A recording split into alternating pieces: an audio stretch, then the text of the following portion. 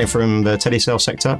I did it part-time at university for a couple of years. When I finished my degree, that's when I was headhunted across into doing recruitment. I think it's a lot more of a varied role in terms of what you do. You do a lot more in not just talking to the candidate side, you actually do a lot more of the client work as well, constantly actually managing your own desk and having that responsibility in terms of what you focus on, rather than being told what to focus on and only looking at one small area of it. And my transferable skill set, definitely in terms of sales, basically, in terms of being on the phone, talking to people, getting them interested in a service. Whereas with here, it's more about trying to sell that company and the actual project, whereas before it was more about the actual selling a project over the phone or a product. Benefits working at Randstad's, long-standing tradition, great people, good managers, and I think more than anything, they reward you for doing a good job. In terms of the benefits we get, the commission, which is better than anything you're going to get out of university, but all of that with still a real sense of team camaraderie in the office, which has been unbeatable compared to any company I work for. Culture of Randstad's hard working, but also kind of a typical work hard, play hard atmosphere. So